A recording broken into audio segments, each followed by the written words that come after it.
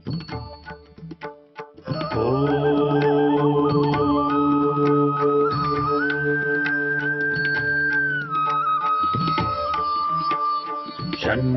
मित्रः शं वरुणः शन्नो भवत्वर्यमा शन्न इन्द्रो बृहस्पतिः शन्नो विष्णुरुक्रमः ॐ शान्ति शान्ति शान्तिः।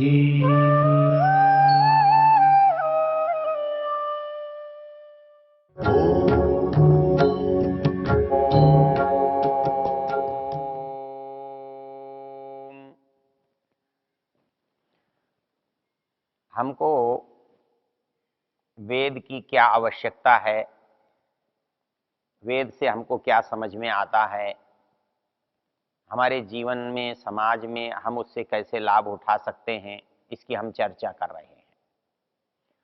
इस चर्चा में हमने एक बात देखी थी कि जो ज्ञान है वो चेतन के पास आ रहा है, हम उसको लेने के लिए स्थान जो माध्यम है वो प्रकृति है, जड़ है।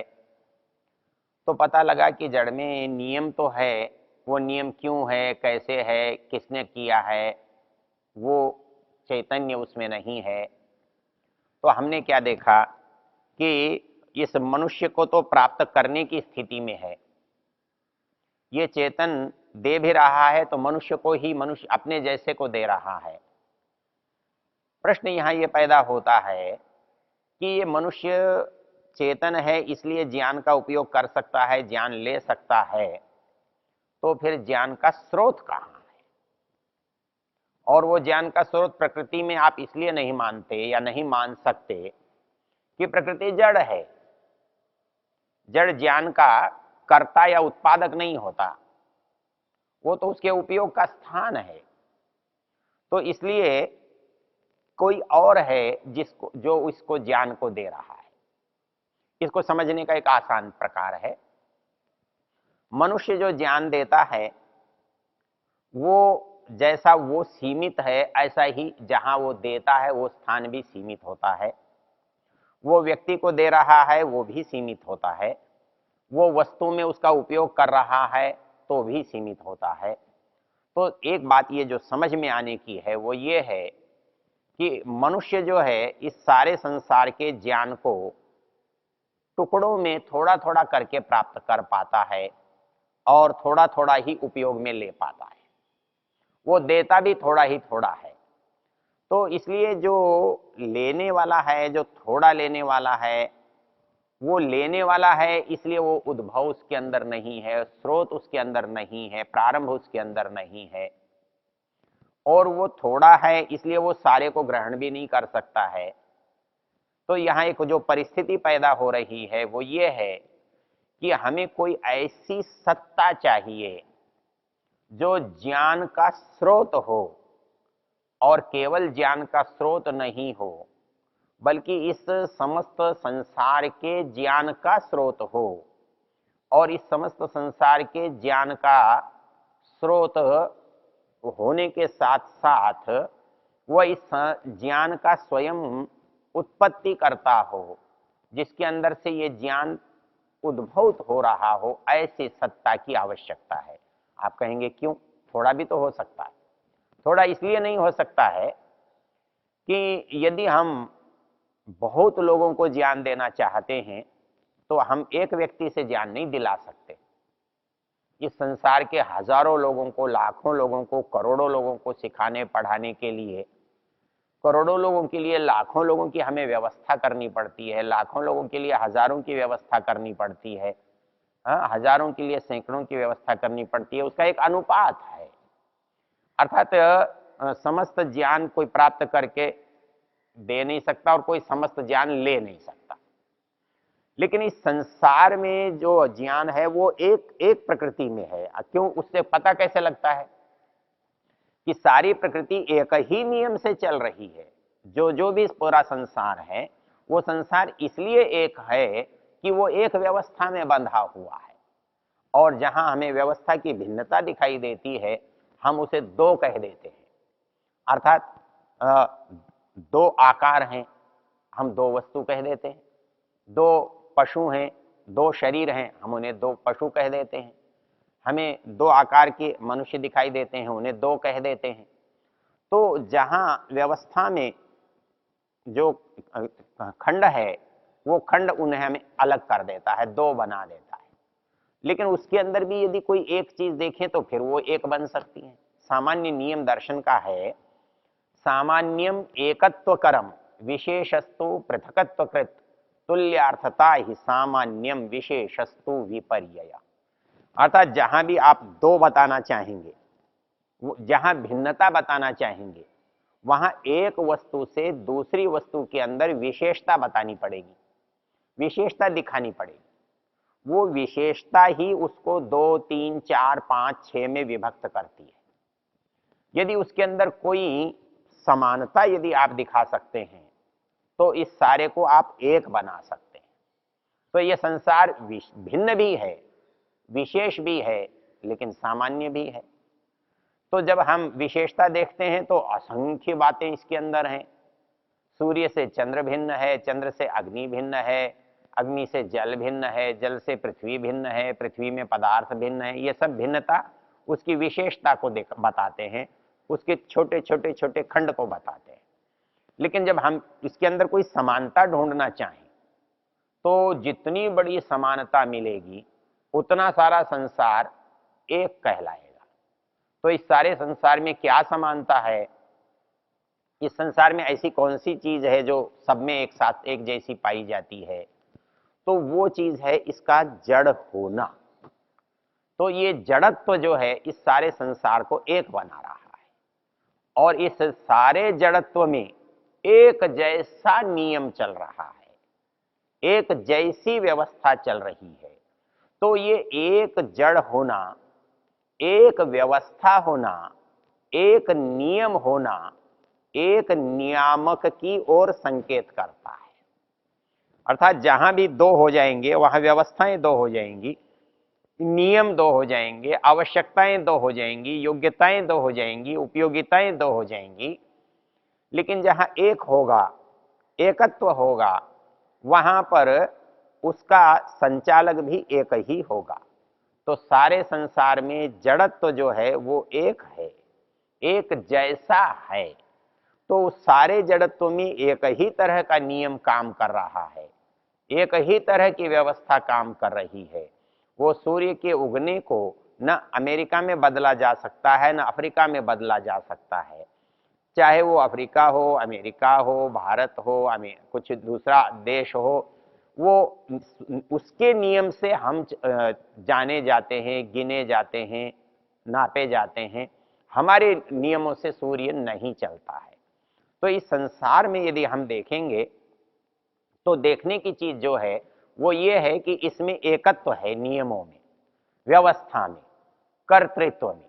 तो ये जो कर्तृत्व की, नियम की, जो व्यवस्थापकत्व की अनिवार्यता है, वो एक नियम होना एक ज्ञाता को इंगित करता है। अर्थात प्रकृति के सारे नियम किसी एक चेतन में होने चाहिए और एक चेतन के बिना इतनी बड़ी प्रकृति में नियमों का एकत्व संभव नहीं है। एक सत्ता के बिना उसका अस्तित्व, सत्य संभव नहीं है।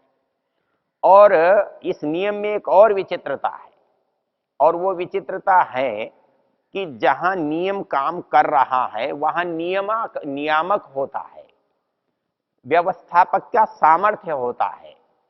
हम कह सकते हैं कि राष्ट्रपति तो दिल्ली में बैठा है, उसकी व्यवस्था इस पूरे देश में चल रही है। तो क्या कोई चेतन ऐसा नहीं हो सकता कि वो दूर बैठा हो और उसकी व्यवस्था संसार में चल रही हो? ऐसा चलने में इसलिए कठिनाई है कि जब भी हम ऐसी व्यवस्था करते हैं तो अपने से भिन्न का सहयोग लेते हैं, अपने से भिन्न की सहायता लेते हैं। यदि राष्ट्रपति दिल्ली में बैठा है और उसको पूरे देश में व्यवस्था करनी है तो उसके लिए अपने जैसे हजारों, सैकड़ों, लाखों लोगों को लगाना होगा जो उसके आदेश निर्देशों का पालन करें। अर्थात जहां तक उसका सामर्थ्य, उसका ज्ञान, उसकी योग्यता उन व्यक्तियों के माध्यम से पहुंचेगी, वहां तक उसका अस्तित्व, उसकी सत्ता, उसका अधिकार का पता लगेगा। और वो क्योंकि भिन्न भिन्न होंगे, तो वो अधिकार, वो सत्ता बिल्कुल उसकी जैसी नहीं होगी, उससे कुछ भिन्न हो जाएगी, वो भिन्न हो सकेगी। लेकिन प्रकृति में हम ऐसा नहीं देखते। प्रकृति में नियम, सत्ता एक जैसी है, उसको कोई माध्यम नहीं चला रहा है, वो खंड से नहीं चल रही है। उसके जैसे हमारे यहाँ अधिकारों का विभाजन है, ऊंचे से नीचे और नीचे से ऊंचे की ओर, वैसे संसार में अधिकारों का विभाजन हम नहीं देख रहे हैं। वहां तो साक्षात है। तो इससे ये पता लगता है कि जहां नियम है, उसी स्थान पर उसी क्षण में वह विद्यमान है। तो हम एक मनुष्य एक स्थान पर रहते हैं तो वही का काम कर सकते हैं, दूसरी जगह का नहीं कर सकते। तो इसलिए हमारा नियम एक जगह चलता है, एक जगह नहीं चलता है, एक जगह होता है, एक जगह नहीं होता है। लेकिन उसका नियम सब जगह चलता है, सब जगह होता है, तो इसका एक ही आधार हो सकता है, उसका एक ही विकल्प हो सकता है कि उसका उस स्थान पर विद्यमान होना। अर्थात संसार क्या सिद्ध कर रहा है? संसार ये सिद्ध कर रहा है कि जितने भी विस्तार में, जितने भी वस्तुओं में, जहां भी आपको नियम दिखाई दे, वो नियम जिस नियम से भी मिलता हुआ दिखाई दे, जो व्यवस्था किसी भी व्यवस्था से मिलती हुई दिखाई दे, तो आप ये जान लेंगे कि जो व्यवस्थापक वहां है, वही व्यवस्थापक यहां है। जो व्यवस्थापक सूर्य की व्यवस्था कर रहा है, उस व्यवस्था का जो नियम है, वो चंद्र के साथ, वो पृथ्वी के साथ, वो ग्रहों के साथ, वो नक्षत्रों के साथ, वो दूसरी वस्तुओं के साथ काम कर रहा है, आपस में मिला जुला है। तो इसलिए इनकी व्यवस्थाओं को करने वाला कोई भिन्न भिन्न नहीं हो सकता। अर्थात सूर्य की व्यवस्था करने वाला कोई और हो, चांद की व्यवस्था करने वाला कोई और हो, इस पृथ्वी की व्यवस्था करने वाला कोई और हो, जल और अग्नि की व्यवस्था करने वाला कोई और हो। ऐसा होता तो इन व्यवस्थाओं में जो आंतरिक संबंध है, जो इनके आंतरिक नियम हैं, जो एक दूसरे के पूरक हैं, एक दूसरे की व्यवस्था को बना रहे हैं, वो नहीं हो पाता। वो केवल तब संभव है जो व्यवस्था, जो नियम, जो कार्य सब जगह होता दिखाई दे रहा है, उसमें जो समानता है, उसमें जो एकत्व है, वो एकत्व ये प्रमाणित कर रहा है कि वो सब स्थानों पर विद्यमान है। वो विद्यमान यदि नहीं होता तो वो नियम में एकत्व नहीं आता, नियम में भिन्नत्व हो जाता, नियम में अनेकत्व हो जाता, नियम में खंडन हो जाता। तो इस संसार को जो देखने से बात जो समझ में आती है, वो क्या आती है कि ये संसार एक तरफ तो छोटे रूप में है, चेतन रूप में जो बहुतों की संख्या में है, एक संसार जड़ रूप में है जिसके दोनों ही रूप हैं, जो अनेक रूप वालों में भी है विशेषताओं के कारण से, और जो एक रूप है जड़ होने से, मूल प्रकृति होने से। तो वैसे ही नियम मनुष्य के अनेक में चलते हैं, अनेक होने से प्रकृति में एक है, इसलिए एक होने के नियम चलेंगे। अर्थात एकत्व का नियम प्रकृति में है जड़त्व के कारण, तो वैसे ही ज्ञान का नियम भी एकत्व के कारण एक में होगा। तो सारा ज्ञान एक ही प्रकार का है, तो एक ही के द्वारा दिया गया होना संभव है। तो इसलिए हमारी जो समझ में आता है, वही संसार का जो प्रकार है, संसार की जो रचना है, वो ये समझ में आती है कि इस ज्ञान का जो स्रोत है वो चेतन है, वो एक है और वो सब स्थानों पर है। इसीलिए इस सारे संसार में जो चेतन व्यवस्था है, जो नियम है, उसके द्वारा संचालित है, उसके द्वारा व्यवस्थापित है, उसके द्वारा क्रिया में लाई गई है। और इससे क्योंकि ये जड़ है, तो उसमें की गई व्यवस्था किसी के लिए होनी चाहिए। तो वो उसके लिए तो हो नहीं सकती जो व्यवस्था कर रहा है, उसके लिए होगी जिसको उस व्यवस्था की आवश्यकता है। तो आवश्यकता के रूप में इस संसार के जो हम मनुष्य देखते हैं, जिन प्राणियों को देखते हैं, उनके अंदर उसका अनुभव करते हैं। तो उस ज्ञान को दो भागों में हमने बांट लिया है। एक ज्ञान को जब हम बढ़ा और घटा सकते हैं, ऐसा करने वाले इस संसार के कुछ प्राणी हैं, और जो ऐसा नहीं कर सकते हैं वो कुछ प्राणी हैं। जो नहीं कर सकते हैं उनको ज्ञान सहज मिला है, जन्म से मिला है, इसलिए उस ज्ञान को हम स्वाभाविक ज्ञान कहते हैं। और जो मनुष्य है इसके पास भी स्वाभाविक ज्ञान तो है, किंतु इस स्वाभाविक ज्ञान से उसका जो कार्य है वो पूरा नहीं हो पाता है। तो इसलिए उसके अंदर जो दूसरा ज्ञान है, जिसे हम निमित्त कहते हैं, नैमित्तिक कहते हैं, प्राप्त किया हुआ कहते हैं, तो वो जो प्राप्त किया हुआ ज्ञान है वो उसे प्राप्त कहाँ से हो रहा है, तब हमें ये देखना पड़ता है कि उसका देने वाला दिखाई जिसमें दे रहा है वो जड़ है, तो लेकिन उसका जो उसमें ज्ञान जो प्रस्तुत कर रहा है उसको प्रस्तुत करने वाला चेतन है। तो इस तरह से एक चीज हमारी समझ में आ जाती है, उसे हम दर्शन की भाषा में त्रैतवाद कहते हैं। उसकी दर्शन की भाषा में उसे तीन सत्ताओं का होना कहते हैं। अर्थात एक सत्ता ऐसी है जो इस समस्त ज्ञान कर्म का स्रोत है, ज्ञान का सामर्थ्य, कर्म का सामर्थ्य, और जिसमें दृष्टि के सामर्थ्य, वो सब सामर्थ्य जहाँ एक रूप में है, और इसीलिए सारे संसार में वो सामर्थ्य एक जैसा दिखाई दे रहा है। जैसे एक घर में एक मनुष्य की सत्ता चलती है, एक पुरुष की सत्ता चलती है, एक परिवार की सत्ता चलती है, जैसे एक राज्य में, एक देश में एक शासन की सत्ता चलती है, एक राजा की सत्ता चलती है, तो वैसे ही संसार रूपी साम्राज्य में जो एक नियम है, एक सत्ता है, एक व्यवस्था है, वो एक व्यवस्थापक की ही हो सकती है, वो दो व्यवस्थापक नहीं हो सकते हैं। तो इस दृष्टि से हमने देखा कि एक व्यवस्थापक है, एक ज्ञानवान है, एक चेतन है, एक सत्ता है, और दूसरी सत्ता जड़ की है। उसमें भी क्योंकि सारे में नियम एक जैसा है, सारे में एक रूपता है, इसलिए उस जड़त्व के कारण सारी सत्ता भी एक ही है। और उस सत्ता का कोई उपयोग करता होना चाहिए, ज्ञान का कोई निमित्त होना चाहिए, ज्ञान किसी के लिए होना चाहिए।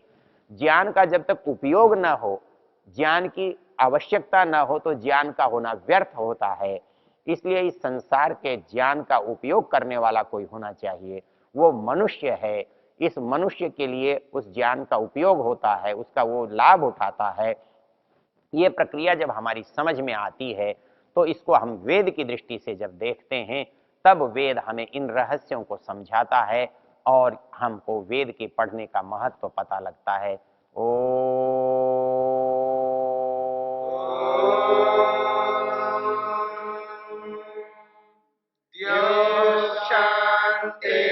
शांतिरंतरिक्षं शांति पृथिवी शांतिरापः शांतिरोषधयः शांतिः वनस्पतयः शांतिर्विश्वे देवा शांतिर्ब्रह्म शांति सर्वं शांति शांतिरेव शांति क्षमा शांतिरेधि। ओम शांति शांति शांति।